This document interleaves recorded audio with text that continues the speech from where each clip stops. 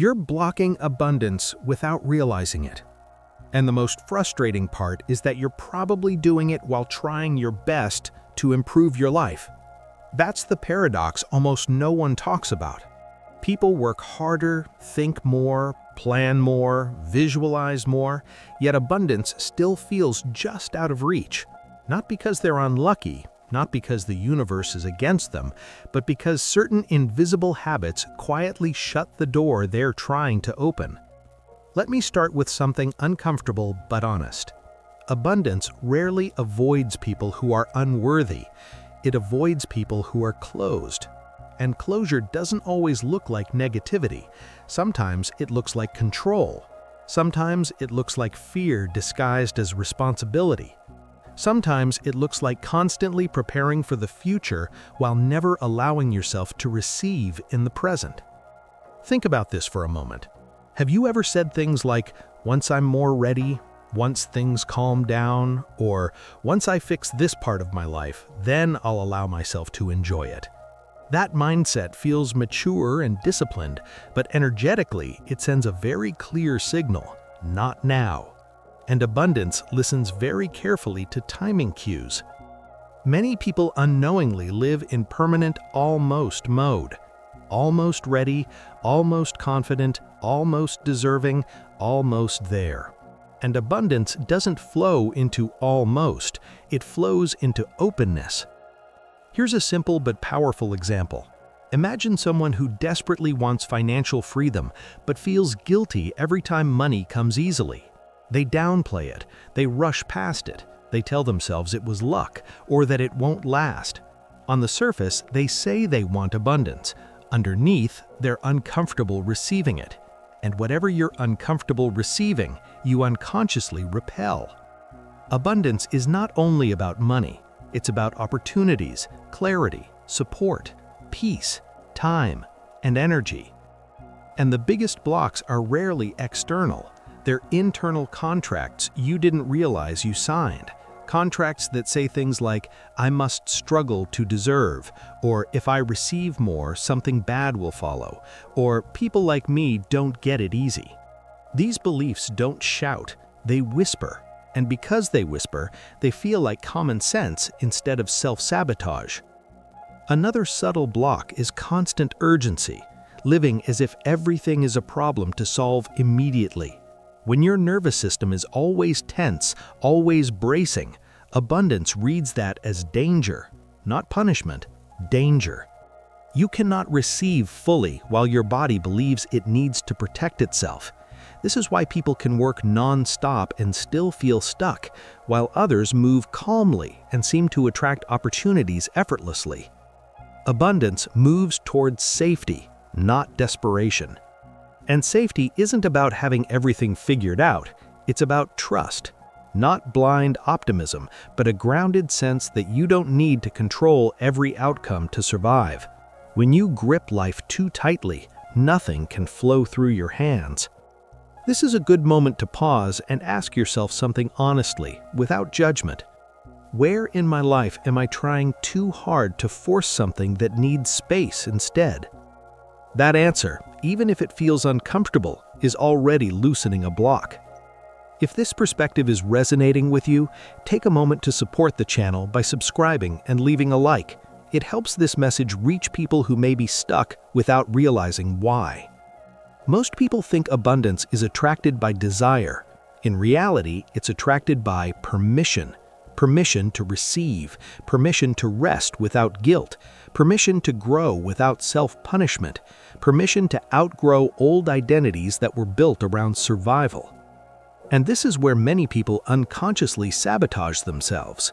They want abundance to change their life, but they don't want to change who they are being. Abundance doesn't fit into a life structured around lack. Something has to soften. Something has to open. One of the most overlooked ways people block abundance is by identifying too strongly with their past. Not the memories themselves, but the story they keep telling about who they are because of what they went through. Struggle becomes identity. Survival becomes personality. And abundance doesn't argue with identity, it respects it. If you see yourself as someone who always has to fight, abundance won't suddenly arrive as ease. If you believe life must be hard to be meaningful, opportunities that feel light will seem suspicious. You may even reject them without realizing it, choosing familiar struggle over unfamiliar peace. This isn't self-sabotage in the dramatic sense, it's loyalty. Loyalty to an old version of yourself that once kept you safe. Think about someone who grew up hearing phrases like, "nothing comes easy," or "money changes people," or "don't get your hopes up." Those phrases don't disappear with age, they become filters. And filters don't block everything, they selectively block what contradicts them. So when abundance knocks, it doesn't feel like a gift, it feels like a threat to identity. Another silent block is emotional clutter. Just like physical clutter weighs down a space, emotional clutter weighs down your capacity to receive. Resentment, guilt, shame, comparison, none of these are bad, but when they're carried constantly, they take up room, and abundance needs space. For example, resentment quietly says, "I didn't get what I deserved." Guilt says, "If I receive more, someone else loses." Shame says, "If people really see me, they'll take it away." None of these thoughts are logical, but abundance doesn't respond to logic, it responds to emotional readiness. This is why two people can want the same outcome and get completely different results. One feels internally permitted to receive, the other feels internally conflicted, and conflict repels flow. There's also the block of overthinking. Many people believe they're being responsible by analyzing every possible outcome, but constant mental rehearsal keeps abundance theoretical. It never becomes embodied. You can't receive what you're still trying to intellectually justify. Abundance often arrives quietly, imperfectly, without guarantees. If you're waiting for certainty before you open your hands, you'll wait forever. Control feels safe, but it's incompatible with flow. You can steer a river, but you can't micromanage every drop. Here's a grounded example. Someone is offered an opportunity, a collaboration, a job, a chance to step into visibility. Instead of asking, "Does this feel aligned?" they ask, "What if it goes wrong?"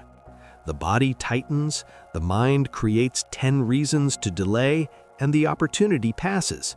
Later, they say abundance never shows up for them. In reality, it showed up, but it didn't arrive dressed as certainty.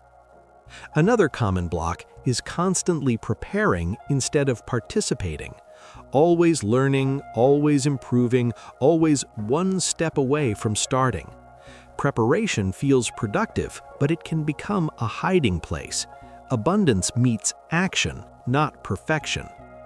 This is a good moment to check in with yourself honestly. What am I postponing because I'm waiting to feel more ready? That question alone can reveal years of quiet resistance. If this is helping you see patterns you hadn't noticed before, take a moment to like the video and subscribe. It helps sustain conversations that go deeper than surface-level motivation.